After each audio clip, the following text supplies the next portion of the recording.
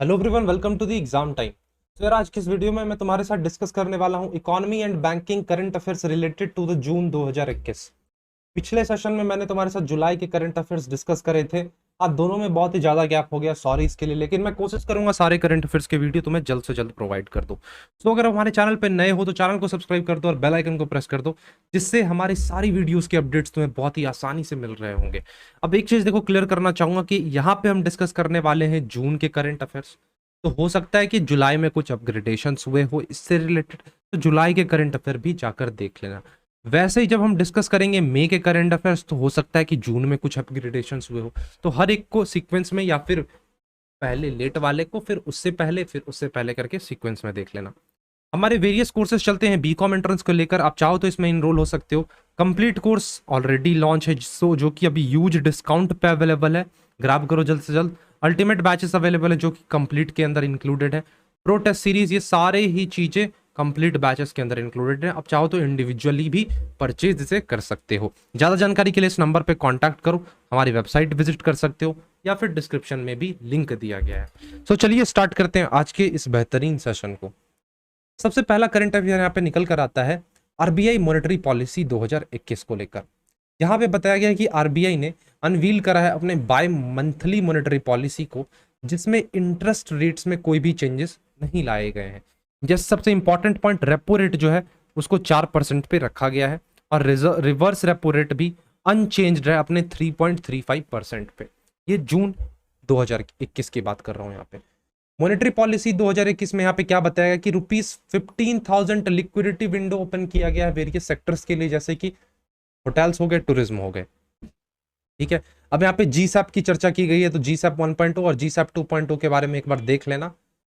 ठीक है, नेक्स्ट यहाँ पे आता है SEBI increases foreign investment limit for MFs. MFs यहाँ पे म्यूचुअल फंड्स को यहाँ पे डिनोट कर रहा है। म्यूचुअल फंड्स को सेबी ने इंक्रीज करा है। फॉरेन इन्वेस्टमेंट क्या हो, या फिर ओवरसीज इन्वेस्टमेंट का हो, बढ़ाया गया है म्यूचुअल फंड्स के लिए।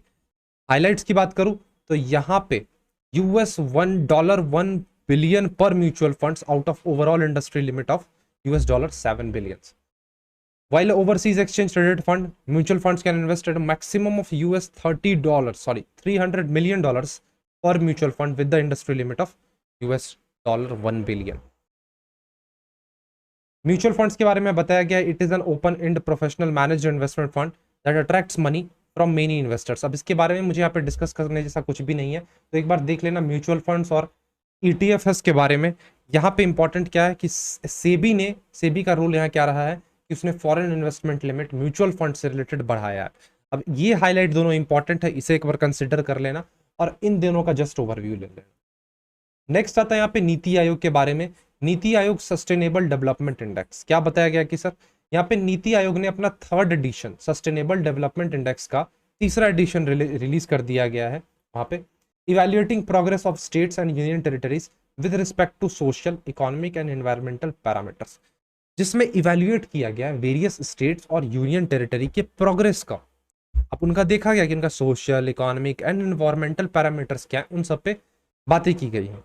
सस्टेनेबल डेवलपमेंट इंडेक्स में क्या बताया गया कि जो हमारा केरला है वो अभी भी अपने टॉप रैंक पे है, जिसका स्कोर है 75। बिहार, झारखंड और असम ये अपने वर्स्ट परफॉर्मर्स में एक है। हिमाचल प्रदेश, तमिलनाडु ये सेकंड स्पॉट पे हैं। वैसे ही करके बाकी के स्टेट्स के बारे में यहाँ पे चर्चा की गई है, सो इसके बारे में जरूर से जरूर एक बार देख लेना। नेक्स्ट आता है यहाँ पे NITI Aayog submits names of PSU bank जिनको की प्राइवेटाइज करना है। NITI Aayog has submitted names of a public sector undertakings that will be prioritized to be group of secretaries on disinvestment। Highlights क्या है सर, जो भी पीएसबी जिसके अंदर लाए गए हैं उनको आप फाइनेंशियल ईयर 2022 तक प्राइवेटाइज कर रहे होंगे। Privatization is being done as a part of a government disinvestment process. ये जो प्राइवेटाइजेशन होगा ये गवर्नमेंट डिसइन्वेस्टमेंट प्रोसेस के अंदर आता है। अब यहाँ पे देख लेना, बैकग्राउंड्स के बारे में चर्चा की गई है। Who decided these names? Panel comprising of members of NITI Aayog, economic affair secretary, expenditure secretary, revenue secretary. मतलब यहाँ पे कुछ बैकग्राउंड को लेकर चर्चा की गई है, एक बार रीड कर लेना इसे। नेक्स्ट आता है India's agri exports during 2020-21 grew 17.34%। India's export for agriculture and allied products in 2020-21 जो कि बढ़कर कहा गया है, इंक्रीज्ड बाय 7.34%, जो कि इक्वल है यूएसडी मतलब US dollar 41.25 billions. As per commerce secretary जो कि अनूप वाधवान जी हैं, this growth momentum in agri exports is expected to be sustained during current fiscal as well. India experienced huge growth in the exports of cereals, wheats, millets, non-basmati rice, maize and other coarse grains। मतलब यहाँ पे बताया जा रहा है कि India ने experience करा है बहुत ही ह्यूज ग्रोथ सीरियल्स के फील्ड में, वीट के फील्ड्स में, मिलेट्स के फील्ड में, नॉन बासमती राइस के फील्ड में। ठीक है। LIC to have CEO and MD to substitute chairman। Life insurance corporation जो कि पोजीशंस क्रिएट कर रहे हैं मैनेजिंग डायरेक्टर के लिए एंड चीफ एग्जीक्यूटिव ऑफिसर के लिए, instead of having an executive chairman.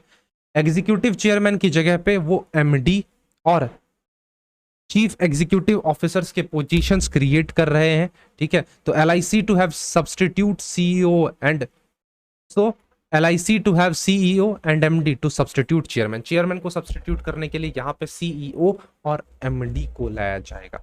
Highlights देख लेना एक बार। These changes have been outlined in the backdrop of a launch a mega initial public offering। LIC का जो IPO है उसके बारे में यहाँ पे बात किया गया है।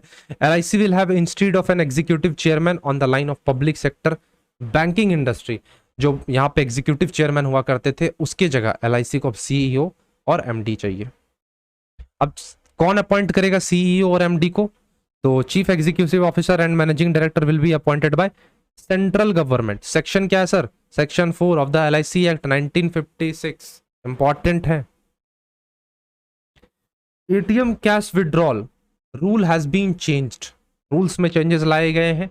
Reserve bank of India has change some rules regarding cash withdrawal from automated teller machine. ATM से जो आप कैश विड्रॉल करते हो उसके रूल्स में कुछ चेंजेस लाए गए हैं। New rules includes high charges on a transactions beyond the free permissible limit। जो लिमिट सेट की जाती है अगर आप उस लिमिट को एक्सटेंड करते हो तो आपसे हाई चार्जेस ली जा सकती हैं। New free ATM transaction limit and increase in interchange fee. Transaction limit के बारे में कुछ चेंजेस लाए गए हैं और इंटरचेंज फी को भी बढ़ाया गया है। Changes were made on the basis of the recommendations of the chief executive committee जो कि जून 2019 में कंस्टिट्यूट की गई थी। India's Bank Association reviewed the entire ATM charges and fees with its focus on interchange structure for ATM transactions। मतलब वही बातें की जा रही हैं कि ATM चार्जेस और फीस पे यहाँ पे फोकस की गई है ATM स्ट्रक्चर को देखते हुए, ATM ट्रांजेक्शन्स को देखते हुए। क्या क्या नए रूल्स लाए गए हैं? जैसे कि यहाँ बताया गया free cash withdrawal limit from own bank, क्या रखा गया? Free ATM transaction limit from other bank, charges on ATM cash withdrawal beyond free limit, क्या क्या चार्जेस लग सकते हैं? राइज इन इंटरचेंजेस फी क्या होगी? यही है, पहले क्या थी अभी क्या है? इंटरचेंज फी पर ट्रांजैक्शन पहले 15 हुआ करता था, अब 17 कर दिया गया है। ठीक है। तो इन सारे रूल्स को एक बार थोरली तुम रीड कर लेना। नेक्स्ट है यहाँ पे WTO to start COVID-19 vaccine supply negotiation. ध्यान से देखना इस चीज को। World Trade Organization is set to start formal COVID-19 vaccine supply negotiation in a bid to boost COVID-19 vaccine supply in developing countries। जो डेवलपिंग कंट्रीज हैं, developing countries में vaccine production को बढ़ाने के लिए WTO वैक्सीन सप्लाई में negotiation करने को रेडी है। जो पुअर कंट्रीज है वहां तक वैक्सीन सप्लाई पहुंचाने के लिए भी यहाँ पे चर्चा की गई है। जैसे कि South Africa, India and other emerging nations have been pushing for a temporary waiver of IP rights to vaccines and other treatments. If the proposal is accepted it could allow local manufacture to produce vaccine doses and reduce inequality of vaccine supply. तुम्हें मालूम होगा कि हमारे देश में भी vaccine supply की कमी है, तो अगर ये प्रपोजल एक्सेप्ट कर लिया जाता है तो लोकल मैन्युफैक्चर के पास ये राइट्स जाएंगे और वो वैक्सीन का मास प्रोडक्शन कर सकते हैं।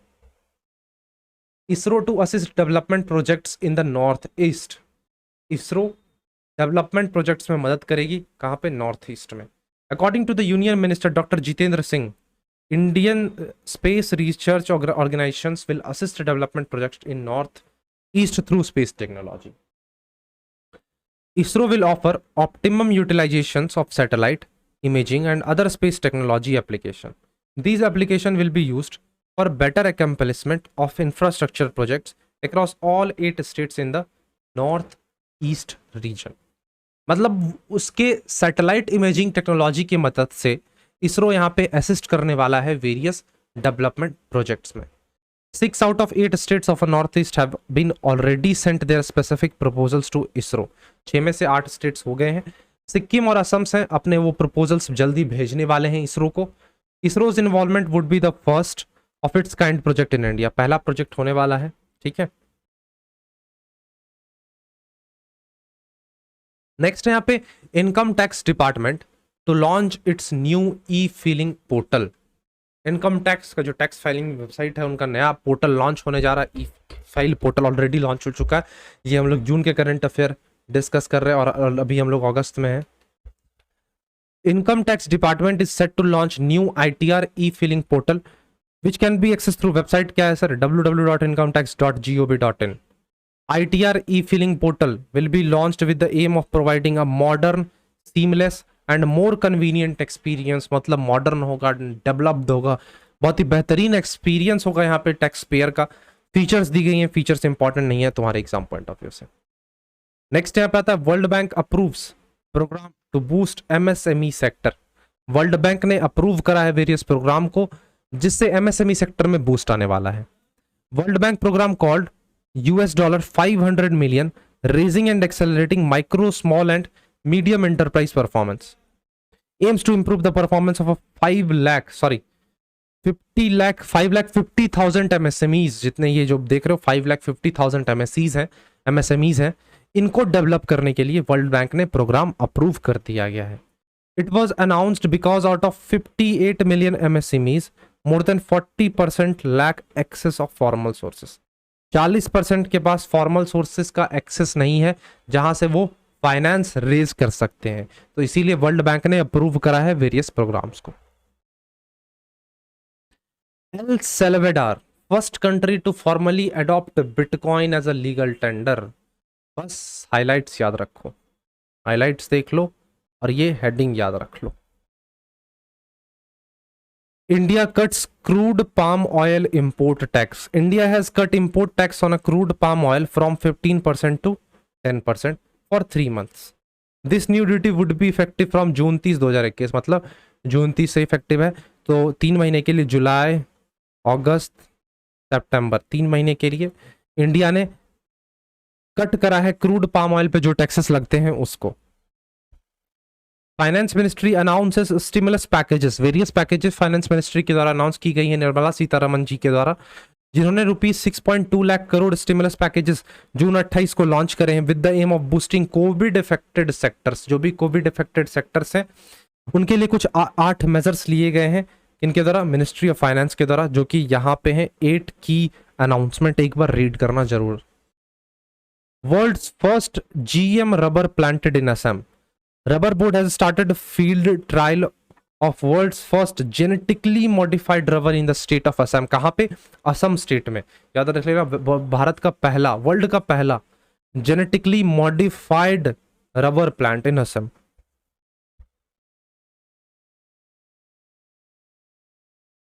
IMF's world economic outlook update देखो, जून महीने के हैं तो जुलाई महीने में भी कुछ अगर चेंजेस होंगे तो उसे एक बार जरूर चेकआउट करना. ऑन जुलाई 27, अच्छा ये जुलाई का है क्या? International monetary fund has cut India's GDP growth forecast 9.5 to fiscal year 2021-22. हो सकता है कि मैंने यहाँ पे जुलाई वाला ले लिया हो. जुलाई का है ये, जुलाई का. ठीक है, तो जुलाई में मैंने डिस्कस किया है इसे.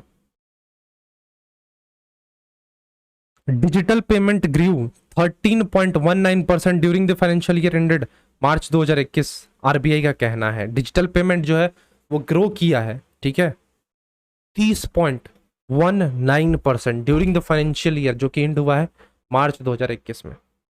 The newly constituted digital payment index RBI DPI जिसे हम बोलते हैं, in its report said that at the end of March 2021 the index rise to 270.59 from 207.84.